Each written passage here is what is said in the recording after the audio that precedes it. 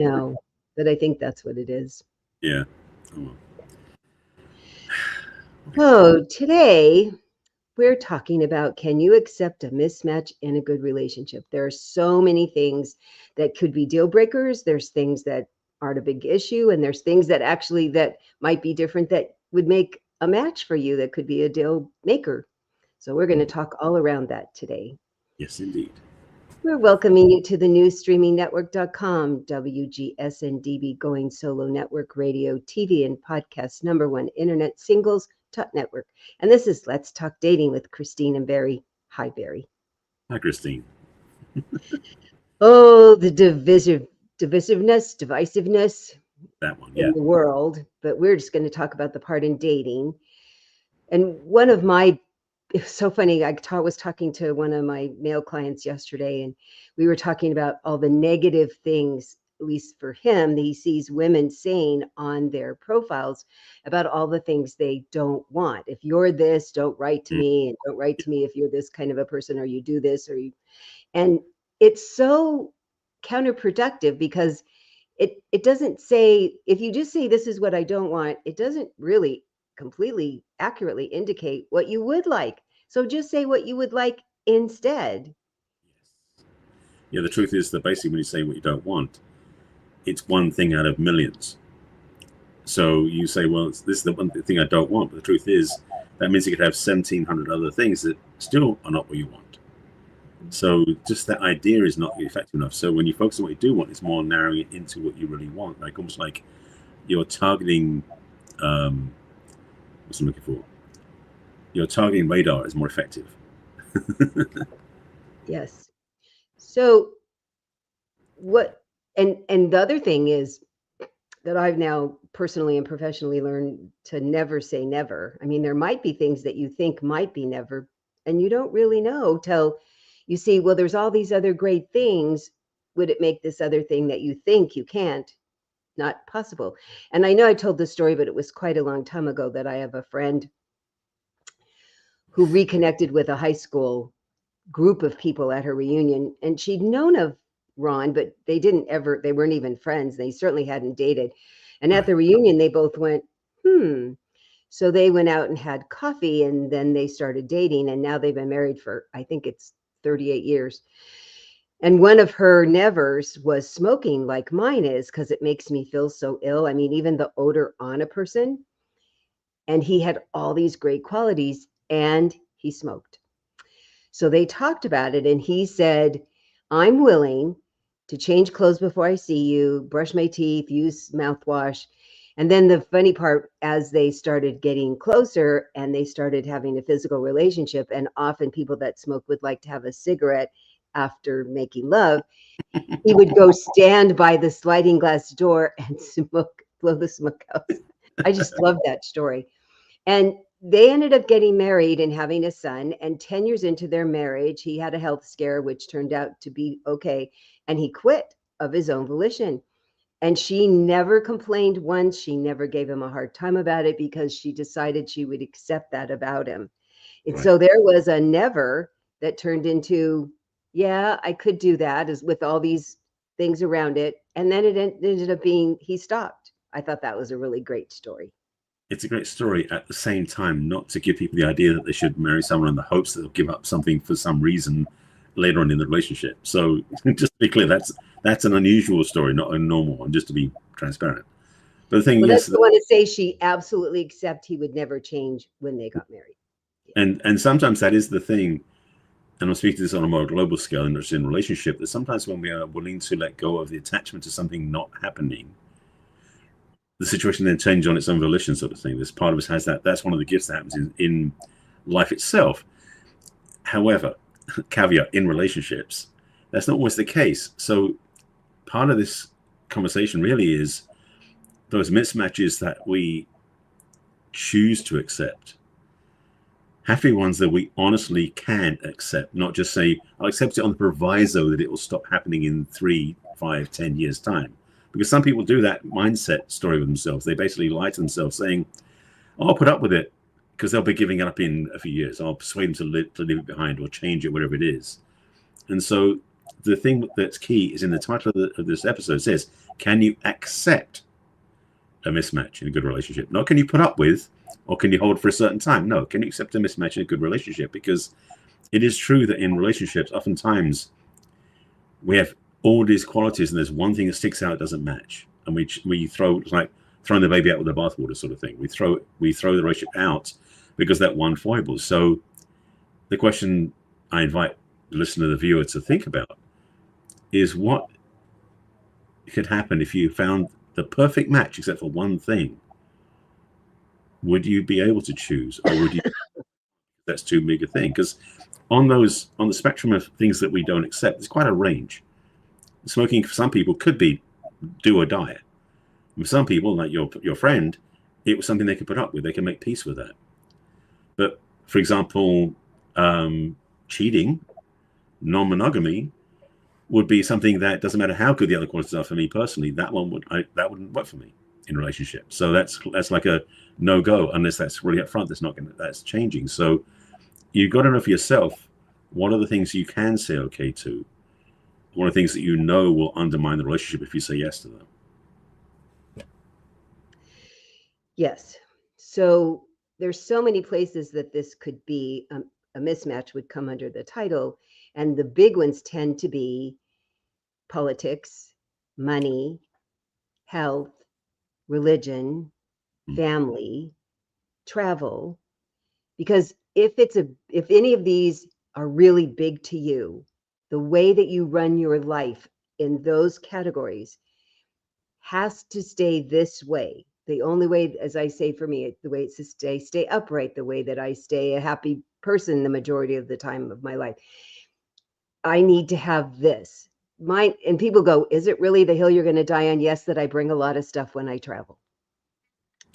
It really is. It's been a stickler for me and some of the people that I've dated and wanted to travel with me. And then they had a problem with how much stuff I bring.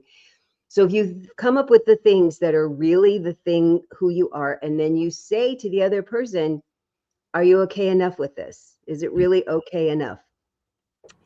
And you aren't going to complain ever. Because that's the thing that my friend decided, that she would never say anything about it once she said, I'll be okay with it. And she never did. Right. She celebrated when he stopped smoking, but she wasn't ever naggy or complaining. And he kept all of his agreements of how he handled it around her. So that's the thing. You need to have this very tight agreement that both people say, I'm willing to do my part over here and I'm willing to do my part over here. I remember it was before COVID. I went to this huge backyard party and I talked to so many people. And there's this one guy that's very extroverted and he was happily married to this very introverted lady. And their agreement was he could come, especially to this party. I think it was monthly, and she felt completely confident he wasn't going to be interested in anybody else, but it helped him get his fix with this constant. I mean, there were probably 50 people there and she would never come. She would just be drained walking in the door. And that way she got her time alone where she, gave herself a facial and watched movies. And he got to go get this fix with all these hordes of people.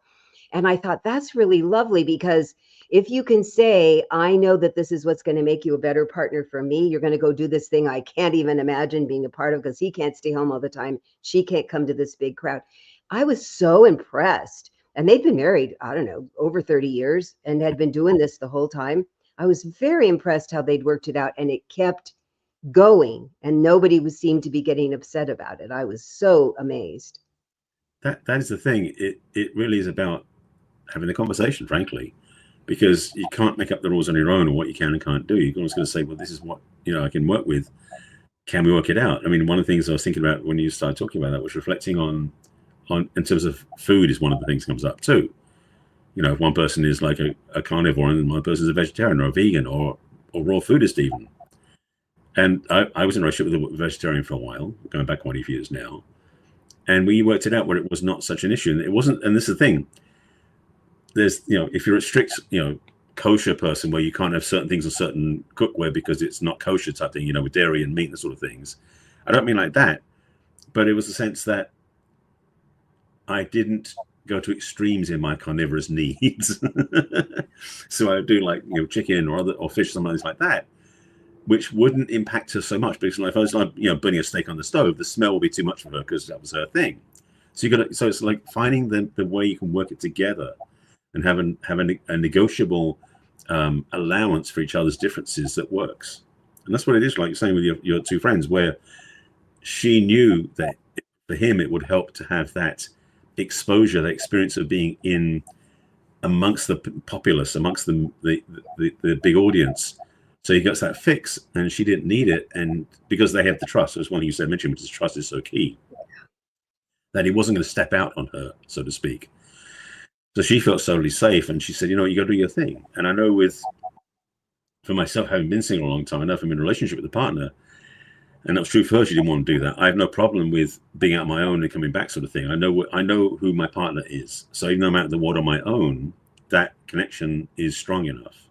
And that's one of those things, again, the conversation and the discussion between the two partners, especially if you're looking to have a serious relationship and you're on that precipice or that opening of that doorway to go into that, what really does and doesn't work, and what can we negotiate and what works for us. Because the thing about this whole conversation really is accepting the mismatch is more about, can you negotiate the mismatch? Can you negotiate the difference so that both of you are happy with the choice you make? Because for a lot of people, they don't even think about it. And then a year, 2 years, 3 years down the road, they go, I can't deal with this. And they bail. So having that conversation is a key piece. Yes, the foundational conversation and then the ongoing conversation of, are you still okay with this? Are you still okay with this? Yeah, boy, it's because often what I hear from women, especially when a relationship has ended over a thing like this, well, I just knew he'd change. I knew he'd change if I asked enough, or maybe if I lost weight, he would now be fine with this, or if I changed my hair. I mean, we really do come into a relationship often thinking we're not enough, which then leads us to think they're not going to be, you're not going to be faithful to us. Because if we don't believe we're enough, then how would we believe that he would think we're enough and that he wouldn't want somebody else? So starting out with knowing you're enough, and that you now deserve somebody that thinks you're enough, and you deserve somebody who you could pick that this is who they are and you really are fine with it. Because the home improvement committee, which is what John Gray calls us ladies, we just keep wanting to tweak you. There's a funny saying about how men marry women hoping they won't change, and they do, and women marry men hoping they will change, and they don't. Right. And it's not that you don't, and certainly over time you grow, you learn things, your physical, mental, spiritual could change. That's why you have to keep talking about it. And in the beginning, you need to start out saying, this is good enough, or I really like it, but it can never fall below or stay below the good enough line. That's Right. where we are with this. If it's a mismatch that you're like, I just can't, and boy, I really like you, and there's all these things, but there's this thing and I just can't. You need to say, I just can't. Even if the sex is great, and even if they're beautiful or handsome, because that's what sways us. Yeah, I watch you latch on to that. Yeah. Yeah, I mean, we do talk about sex every episode, it seems like. But but the reality is that we can persuade ourselves to believe it's okay because certain parts of a relationship are so exciting, so thrilling, so fulfilling. And sex is one of the big ones for that, of course. That we forgive, forego, and let go of these things that don't work because we have fulfillment in one area. And now, if that's the way you do a relationship, no problem, go for it. That's the way you do it. But most people that want a relationship, they want fulfillment on multiple levels, not just in bed. And so that's where it becomes really important to know, again, what you really want and what you allow to be different from what you want. And that's okay. But that's an honest conversation you need to have. You can't just make it up and say, yeah, I'll be fine with it.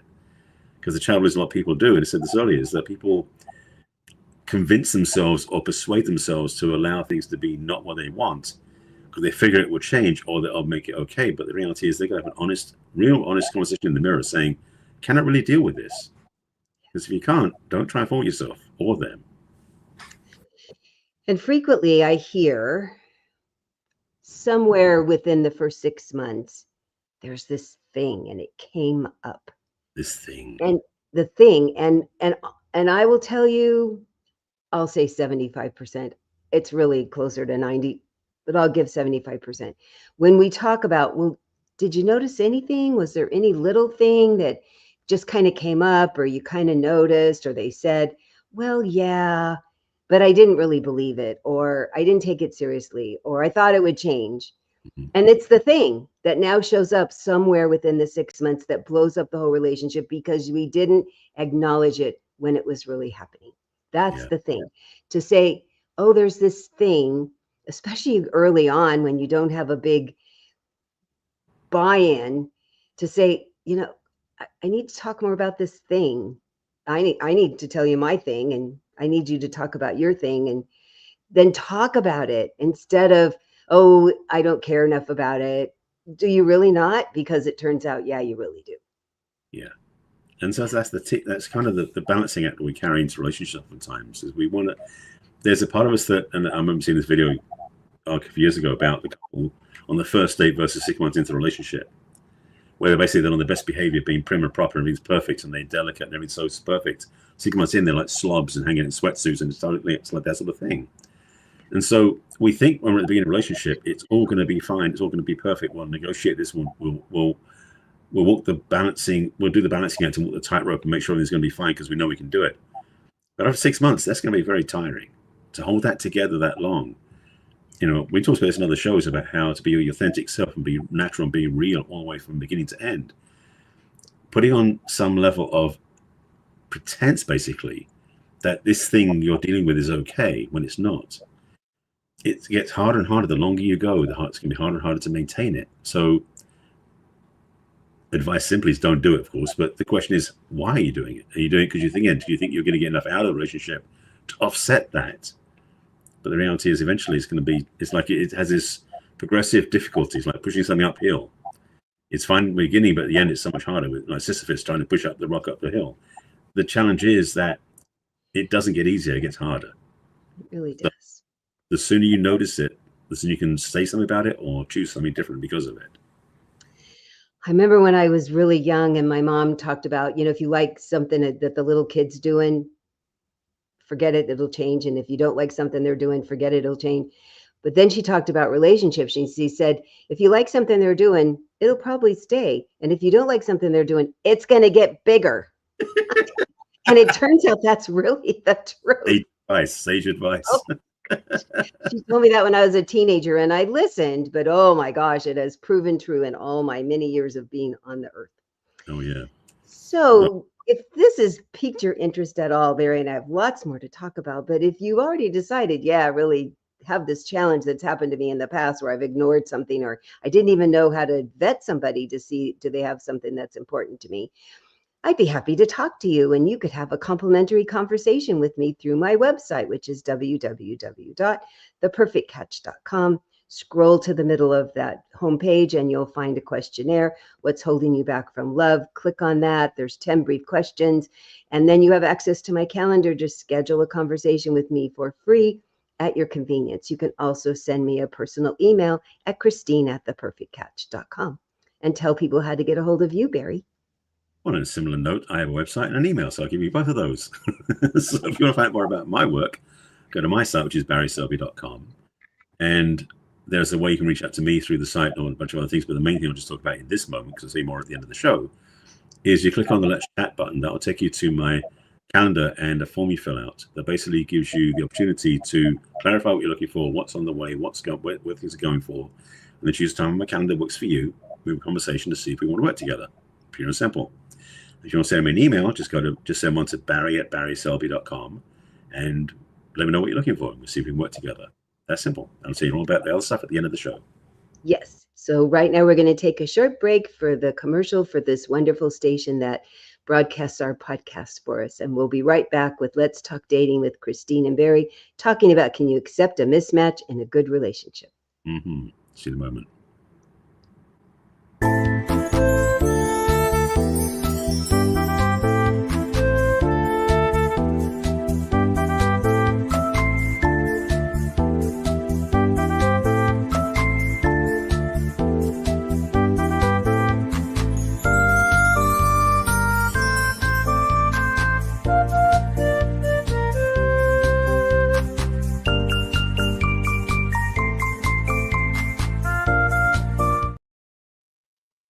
Hello, welcome back to Let's Talk Dating with Christine and Barry. And today we're talking about, can you accept a mismatch in a good relationship?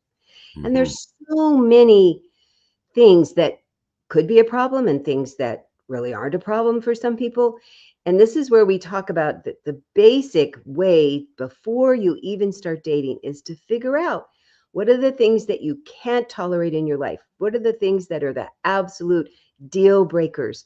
And then what are the things that would make it such a fabulous relationship for you? What are the deal makers? And really write them down. And when you've written down the things that you don't want, make sure that you've canceled them out into your list of the things that you do want. Then you ignore, as we talked in the very beginning, all the things you don't want and only concentrate on the things that you do want. And the Yeah, other list that I have people make is what would be nice to have, because it's really interesting how there's so many gradations. Really, there's some things that absolutely yes. And then there's, gosh, it would be really nice. And gosh, I never thought about. And that's part of the dating process is to go, I never thought about somebody having that trait or that yeah, activity or that interest. That's what's dating, the part that can make it fun. absolutely. And on that same note, these mismatches we're talking about, some of these mismatches are real deal breakers. And so, as I said, in past relationships or past dates you had, where those things came up, which you didn't plan for, didn't know about, you go, hang on a second, that's and reminded to me that I need to choose something different from that going forward. So, and it's hard to accept this understanding, but hopefully you get this point. Is that a lot of times dating is an accumulative process. It's a learning opportunity where you're growing and you're building through each relationship or each date to really refine and polish the list of what you want. So ideally, the person you really spend your time with ultimately is the culmination of everything you've learned so you can be a better partner and attract a better partner so that the relationship really works for you. Right. It's so important. So when you're thinking about the things that are really important to you, think about really specific. So if it's religion and you read the Bible every day and you have go to a Bible study and you go to church more than once a week and it's really important that they be part of that religion, spell that out. So it's Yes. not that you're just saying you want somebody religious. If you really want somebody that's part of your same religion and part of the same doctrine that you believe, write that down. If you want somebody that's a religious person and you don't care that they might be a different religion, that might be interesting to explore. Write that down. And if you aren't, if you're spiritual or if you're not religious at all, write that down too. And how important is that about the other person? How important it is that you honor this about you, that you're going to stay doing this. And then how important it is it that the other person believe the same way or participate the same way. Because I'll tell you, the way that women, especially, it's interesting because you men pay so much attention to are you a match when you're reading our profile? But what women watch is, oh my God, he does all these sports. I can't do all that. But I said, ask. He might like doing it alone. It's his thinking time, or he has all these buddies he does it with, and he's not interested in having a estrogen person show up. And it's how he comes back and is a better man for you. So that's the other thing. When you're writing yours, you need to be really specific about how much you'd like the other person to participate. Because I want you to make sure how much the other person wants you to participate. Because there's so many misunderstandings about that. I bet you've seen that too, huh, Barry? Oh yeah. I mean, and just on sports one for a second, for some reason I went through a phase around this that women's again being single on the dating profile just to be transparent, so on the dating apps, but seeing women who like their favorite things to do on a Sunday is to turn the TV on and watch a sports game. Mm-hmm. I watch on TV hardly at all unless it's like the Super Bowl or the World Championships. So sports aren't my thing, and for a woman to be more sports than I am is really weird. So I want someone who wants to do other things. And yes, like speaking of religion for a second, again speaking from personal experience, I see dating profiles where people are very, very Christian and they're very clear about that. And I'm like, that's your thing. That's not mine. I'm very spiritual. I go to a spiritual church on Sundays too, but it's not the same flavor yours is. So having that understanding of difference that can work and doesn't work, because I have no desire to go. I've been to and have no desire to go again to real Christian embedded churches. That's not my choice. My choice of religious teaching, spiritual teaching, whatever you call that. I like mine better personally. For me, that works. And so I'm clear with somebody I want to be with. And people again, it can sound simplistic, but the reality for me is I want someone who's common spiritual values with me, and someone who doesn't want to be locked in front of the TV watching sports games. Other Mm-hmm. things, yeah, with them, but see, sports games, no. me. So again, discover what is true for you. I'm speaking from my own experience, but really got to be clear, what is it that you really do want? And also what is it you don't desire, want, put up with? Because those mismatches can be indicators or they can be icebergs. They can be really in the way of everything. So know what you really want. That tip of the iceberg thing. So Exactly. I was thinking about some of the other mismatches of people that get up early in the morning and go to bed early, and the people that get up later and go to bed later. Yeah. And I know two couples that they came to me and they said, "Oh, this has been a problem." And I said, "So the person that gets up early and goes to bed early, we're going to leave them over there for a minute. So the person that gets up later and goes to bed later, are you willing to compromise in that when the person that goes to bed earlier, are you willing to go spend some nice, sexy time with them and then get back up and stay up till midnight or 2 o'clock in the morning so that you don't miss out on your personal time?" Because it was one of their complaints that they were Yeah. missing on that. And they went, "Oh, yeah, I could do that." I said, "Well, okay." I said, "Go take a nice shower together. Now your shower's out of the way. You have your wonderful, sexy time together. They're all in their blissful sleep, and you get up and go." And it was funny because they said, "A couple times I fell asleep." I go, "Well, how about that?" And then they Right. got up early, but you don't expect them to change. The Right. other thing is the how much time do you want to spend with them?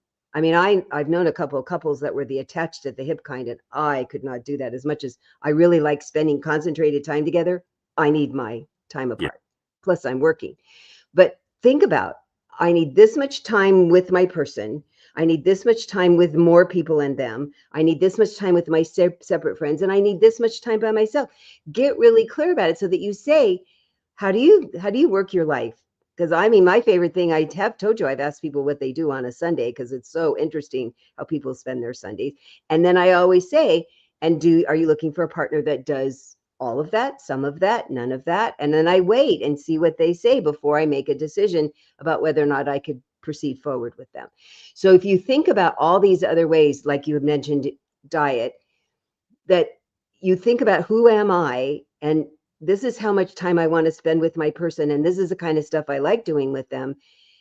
Or then you ask those kind of questions, you end up without that whole down the road 6 months going, "Oh my God, I didn't know about this," or "I ignored it." Right. That it's there's so much that we gloss over when it comes to this sort of thing. And just going to dating apps for dating profiles for a second. It is interesting what people write down because what you said that so it was important for me to hear it and also for the audience to hear it. That what they write down may not be what they want to do together, but maybe what they want to do. And to know the difference and to ask them just to clarify, it's like, is this what you want to do together or what you do on your own? Will change your perspective on what they're really looking for. And you may understand, oh, this is going to work for me better than you otherwise thought. But the it's interesting because I like reading people's wording when they put in those things, say what they want their partner to be like. I look at that and go, yeah, yes, yes, yes, no. Yeah. So it's good for them in a way it telegraphs what they're looking for. So I love the honesty that comes through in those things because it can mean one thing or another. And the thing is, it's good when you're writing your dating profile to be specifically clear, not just vague, because vagueness is open to interpretation, which is never going to work the right way. Oh, yes. I'm going to eliminate all these people, not the right people. The Right. more you say exactly what you're looking for, nothing that you don't want, what you're looking for, and who you are. I mean, that was so fascinating to me when my late husband said he read, "Oh, I'm all those things she said." I got so specific while I was doing that from 2001 to 2005, changing my profile, figuring out who I was, getting more clear, making it really clear in my profile. He went, "Oh, yeah, check, check, check. Oh, and what am I looking for? Oh, everything she said, check, check, check." I mean, it was so interesting that he said that to me out loud. I was like, "Guys do that?" Well, yeah, okay. So the more specific you are about who you are and who you're looking for and what you want to do together with them, and that you have some interests on your own. I talked about the things that if they wanted to come, great, but if they didn't, I'm perfectly happy doing them myself. I had friends. I wanted somebody that had friends. I spelled it out, and that's why I tell people I'm really good at writing profiles, because I got really good at writing mine. Yeah. And that's what we teaching, Barry, is to teach people to get really clear about what you need and want, write it in your profile, and then talk about it when you're talking to people texting and on the phone and in person about this is who I am and this is what I'm looking for. Tell me about you. Oh, it makes for a much more fun conversation. Absolutely. And the mismatch piece is part of that too, because the more you're clear in your profile and what you're looking for and what it's about, the less room there is for the mismatch to show up. And at the same time, you might discover looking at someone's profiles like that isn't something I do, but I'm not sure if it'll be something for them. And it might be a mismatch, but won't be a deal breaker. Yeah. Because we've talked about deal breakers in previous shows. And so the mismatch has fluidity in the sense it could be something really minor or something really major. So it could be a deal breaker. It could just be a little nudge, something either one, I can put up with the way it is, or I need to do this for myself, and it's okay if you're okay with that. Or it could be something that might change over time, and you discover that and discuss that and figure that out. But if you're clear in your communication of what you're about, who you are in your dating profile when you first meet them, so they know who you are, then the discussion you have, the understanding you have, and the room to discuss things is much more open. So, yeah. Yeah, we all often, I think women are worse. We keep making all these assumptions without checking. Just check. It's kind of fun to find out you were right. At least check. I remember having a couple conversations with this man because, my big thing is I don't want to live with somebody's kids. I don't care what the age they are, and certainly not teenagers. And he was and he had mentioned a teenage daughter. And I can't remember what he said that made me go, I'll talk to him. And it turned out she was born with some very big physical and mental, emotional challenges. And then his wife had died and it was just too much. So she was in a lovely place and he went lots of times to go visit her, but she didn't live with him. And I went, oh, see, good that I asked, because he was really an interesting man. There were other things that just weren't a match for either one of us. But it made me say, that just because he has a teenager person in his life, that doesn't mean he lives with her. And yet I was so admiring how committed he was and connected, and he really paid a lot of attention to her. It made me like him even more in that way.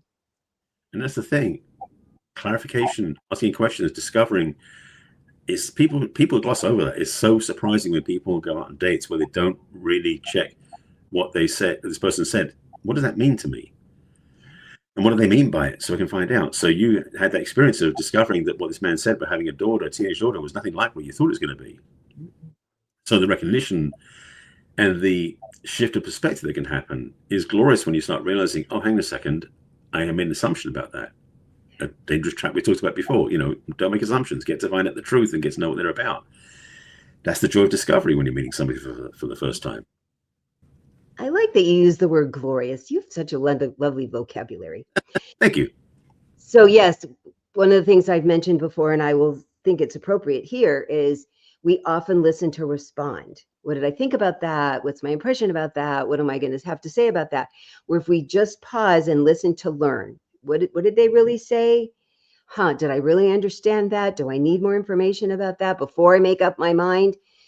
It has changed my world learning that. And my clients have indicated it's changed theirs as well, that when we stop ourselves from having an opinion right away until I'm now in my thing where I'm like, pretend you're in a court and you have to present all this evidence on the table in front of the judge. You don't have enough evidence yet. So get some more evidence. And the only way you can get evidence is to listen, to learn. That's my latest thing. I'm pretending we're all in court. I like There's it. not a whole jury or anything, just a judge. Right. No, but it's helped people get more clear about the evidence that they're presenting. Yeah. And it's, again, to come back to the same thing with dating profiles. It's such an interesting place because, let me say this from this perspective, I've said this before in other shows also, is that you're looking to meet this person and their whole life is being compressed into a single page on a dating profile with 4 answers. So I hope you realize, that person's persona and who they are as a person is so much more than what they write in their profile. So when you meet them, their profile was just an indicator, just there's a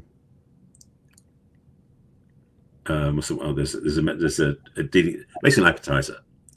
It's something simple that really just gives you a sense of what the person is about.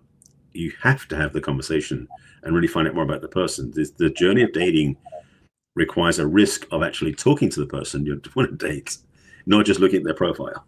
So be willing to reach out and start the conversation and see where it goes, because you don't know all the details yet. Dating profiles, again, are such a minimalist expression of who that person is. So if the majority of their profile is interesting, intriguing, you do have some things in common. You do have some things that are high on your list of things that you want to have. And there's a couple things that you're like, I wonder about that, because there's all these great things. Why not find out if the other things are okay enough? Find Right. out more information and be brave to just say, I'm so curious. I'd like to learn more about this. How do you do this in your life? How much time do you spend? The big thing that people don't ask is, are you looking for somebody to do that with you, and how much of the time? Because that woman that turned on her TV and there's lots of guys that would be so excited that she wants to scream at the TV with him and make fun snacks. Yeah, There's lots of guys out there, at least for that particular trait, would be a right. perfect match. It's good for you to go, yeah, so not me. I'd much rather be all hiking in the mountains or going to my wonderful church.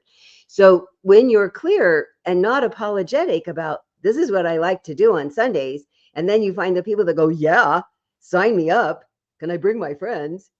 Right. And then, no, that's not me. But now I know to keep looking for this other part. I want somebody that would rather be out hiking or biking or doing something else, or, the volunteer that you do or the church that you do. And so the more clear that on your profile, who you are and what you're looking for, or even in your conversations out in the world, this is who I am. This is what makes me tick. Have one or two things, go to like your 30-second commercial that really float your boat and you're excited about, and see if the other person goes, I like that too, or wow, I never thought about it. I want to learn more about it, or I can't even imagine ever. Right. It's a great way to cut to the chase, right? Absolutely. This is the whole, but again, it's the appetizer, it's the interest. It gets you like, oh, I'm going to find out more information. Yeah. So go and find out more information. Simply put it You that want way. to go for the whole buffet, right? Exactly. So, So if this is something that you've had a challenge with in your life, because it's certainly a common theme that Barry and I have heard, where people yeah, get tripped up because they're mismatched and they didn't know how to figure it out in the beginning. We know how to vet people. We can help you do that really well. So as I mentioned, if you go to my website, which is www.theperfectcatch.com, scroll to the middle, fill out the What's Holding You from Love questionnaire, you'll have access to my calendar to schedule a complimentary conversation with me at your convenience. You can also send me an email at christine@theperfectcatch.com. And while you're hanging around on my homepage of my website, you can also join my mailing list. And every week you'll get a copy of this podcast and also find out what else I'm working on. If you scroll to the very bottom of the page, you'll see all my social media icons of Facebook and LinkedIn and Pinterest and Instagram and Twitter, and the wonderful YouTube channel that'll give you all the mini replays of our podcasts that Barry and I've been doing. You can also download my free ebook. It's at the very top. All I ask is when you click on that, it's got wonderful dating advice, that you just let me know what you think about it. And you can also send me an email at christine@theperfectcatch.com. I think I said that twice. And Barry, tell people how to reach you. so again, I have a website, the same as Christine does. My site is barryselby.com, my name. And as I mentioned already, you can get on my calendar at the top where you click on the Let's Chat. Besides that one, which I mentioned halfway through the show, so if you didn't catch that, go back to the middle of the show and get that. The bottom of my homepage is an opt into my email list. So same as Christine, I send out a weekly email which has the replay of this podcast and also things I'm working on. And definitely get on my email list for that. Chance to get my calendar. In the middle of the screen is my first quiz that I created, which is the relationship readiness assessment. And this basically is, are you ready for a relationship? We talked about what happens when you meet the person, but are you even get there? So take the relationship readiness assessment first. Relationship readiness assessment, try that in English first. To navigate, you'll get an email back from me explaining what's going on. I'll do a follow-up check-in with you and see where you are and what you're looking for.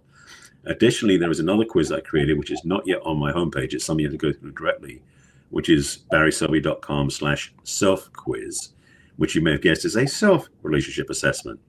That's a much deeper review and question and answer guidance you go through, which even gives you a downloadable PDF to navigate what you're looking for and where you are and what's in the way, and really gives you a chance to look in the mirror and see what you're about. I recommend highly you do that. I think anybody in a relationship or not should take that quiz. So again, barryselby.com/self-quiz. Speaking of things upcoming, I've mentioned this in previous shows, but I am launching, or should say relaunching, my emotional freedom experience next month in October. And if you're interested in that, I do have a place you can go on the website to opt in for the waitlist, but simply make it easier. Send me an email at barry@barryselby.com to let me know you're interested in that. I'll send you more information. It's basically a month-long group course where we basically discuss various key pieces and things. And if you're going, let me say this now, this is going to be over the month of October. If you're an American, you're going for Thanksgiving in November, there may be some things that are in the way of your joyful experience you have in November. If you join my emotional freedom experience in October, you may be much better prepared for that. Just a little plug for that. Besides all that, I have my books on my website. You go to the book page on my website through navigation, and there is also a AI generated discussion about my book on that page, and you go click on the links to buy the book on Amazon, etc., etc. And also my social media is my name, Barry Selby, on most of the platforms. So it's on YouTube, it's Barry Selby, Facebook, LinkedIn, Pinterest, and Blue Sky, and it's the real Barry Selby, Instagram and Threads, because my original account got changed. So you have to know the difference on those two platforms. I think that's everything. Perfect. And if you'd like to watch us live, we're here every week on StreamYard at 1 o'clock Pacific and 4 o'clock Eastern and all the times in between. And then you can watch us on YouTube on your TV, or you can also watch us on Roku on your TV. But you could take us with you if you're out and about, right, Barry? Yes, indeed. Our show has now been formulated into an audio-only package. If you don't want to look at our pretty faces, you can definitely listen to us when you go out in the world. So on favorite platforms, if it's Apple Podcasts, Spotify, etc., any of the Apple Podcast platforms, our show should be there. Let's Talk Dating with Christine and Barry. And you can listen to any one of our shows. In fact, listen to all of our shows. We've got well over 250 now, I think. They'll keep you busy and also give you lots of input, guidance, and support for your next relationship and dating choices. So definitely grab our podcast or watch it on YouTube and be a better dater. Mm-hmm. And while you're watching or listening, we'd love for you to give us a review, like us, and share us with your friends that are having dating and relationship questions or challenges. Absolutely. And we'll be back next week with another interesting dating and relationship conversation. We will indeed. We'll see you then. Take care. Bye for now. Bye.